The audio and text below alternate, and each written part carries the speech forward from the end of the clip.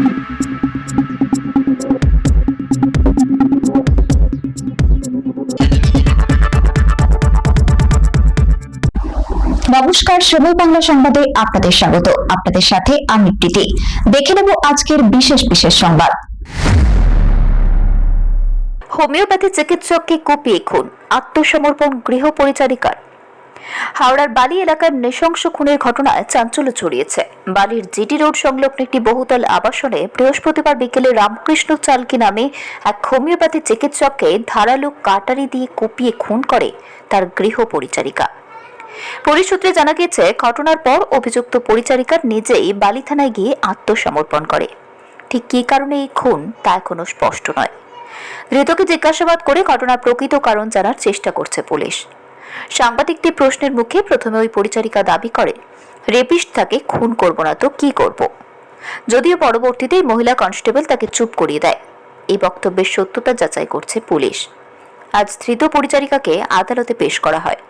পুরো ঘটনার তদন্ত শুরু করেছে বালি থানার পুলিশ।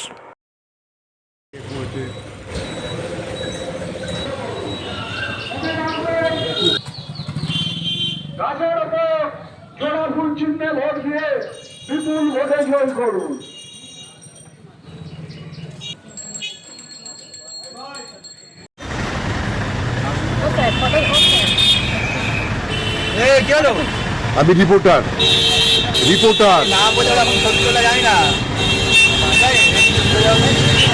বলছি যে কেন খুন করলেন? এই যে কেন খুন করলেন, কেন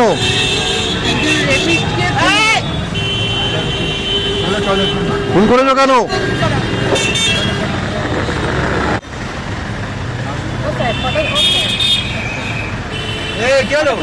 আমি রিপোর্টার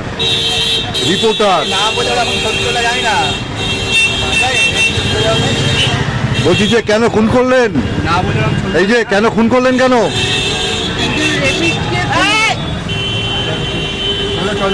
খুন করেছো কেন? আপনি কে হন? আমি ডক্টর রামকৃষ্ণ চালকের দাদা। আপনার নাম? শ্রীধর চালকে। কোথায় থাকেন আপনি?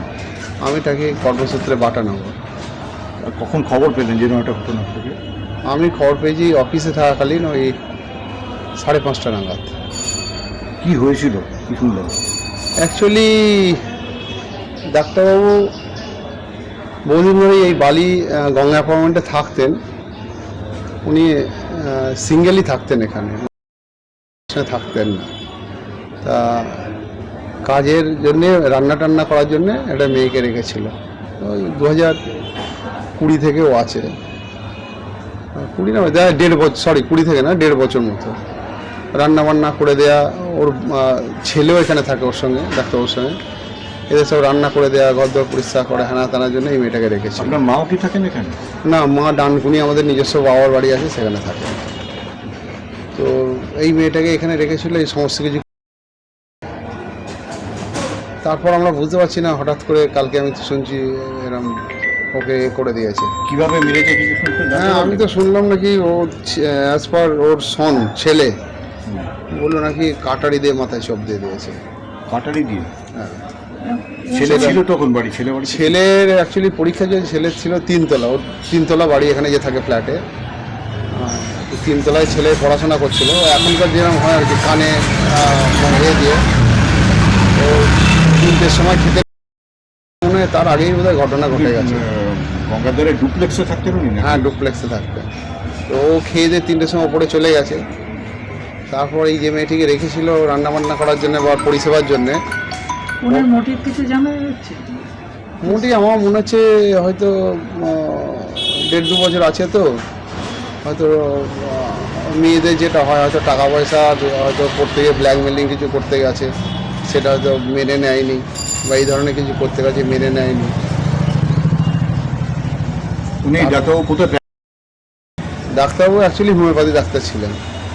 উনি প্র্যাকটিস পাস করার পর করতেন, তারপরে উনি ব্যবসার লাইনে চলে যান।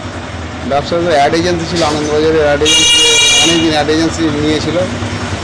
তারপরে বর্তমানে ওই অ্যাড এজেন্সি থেকেই কিছু ওই কমার্শিয়াল ওই ভাড়া থেকে, আর আপনার ওই শেয়ার বাজার থেকে হচ্ছে ওনার মেয়েটির নাম জানা গেছে কি? মেরেছে? মেয়েটিকে তো আমরা তো ডাকনাম হিসাবে ফুলি বলেই জানতাম। জানা গেছে? ওই বালি এই এলাকা বাজার এলাকায় কোথাকার মেয়ে, এই কাছাকাছিরই মেয়ে। পয়সার উদ্দেশ্যে তাই তো? না কোনো আমার মনে হচ্ছে এর কোনো হয়তো ছিল যে না, এটা ওর থেকে নিজে এসে স্যারেন্ডার করেছে। হ্যাঁ সেটাই তো আমরা বুঝে উঠতে পারছি, কারণ এরা আমাদের সঙ্গে ভাইয়ের কথাবার্তাও হতো, এই ধরনের কোনো আঁচ পাইনি যে না এরকম কোনো প্রবলেম আছে বা এই হচ্ছে বা ডিস্টার্বের মধ্যে নো প্রবলেম। হঠাৎ করে আমরা তো নিজেরাই খুব স্তম্ভিত, এই ধরনের ঘটনা কী করে ঘটে গেল। এটা শোনা যাচ্ছে ওর মুখে যে যাত্রা অনুষ্ঠানের কোনো সম্পর্ক গড়ে উঠেছে, এটা কি কোনো কারণ? এখন করে তো খাওয়া দাওয়া আমরা যেটা ওর বাড়িতে এসেও দেখেছি, কখনো কখনো তো আসতাম, একে মেনলি রেখেছিল রান্না টান্না করার জন্যে আর ঘরদোর পরিষ্কার করার জন্য, মানে সোজা কথা যেহেতু উনি ব্যাচেলার থাকতেন পরিষেবা দেওয়ার জন্যই রেখেছিলেন। এখন সেটা এটা খুব পরিষেবা অ্যারেস্ট করে নিয়ে গেছে? হ্যাঁ এখন তো অ্যারেস্ট করে নিয়ে গেল, আমরা দেখলাম তো মেয়েটাকে নিয়ে গেল অ্যারেস্ট করে। আপনার নাম? আমার নাম শ্রীধর চালকে। সংবাদ এখনকার মতো এই পর্যন্তই। সঙ্গে থাকুন, দেখতে থাকুন সময় বাংলা।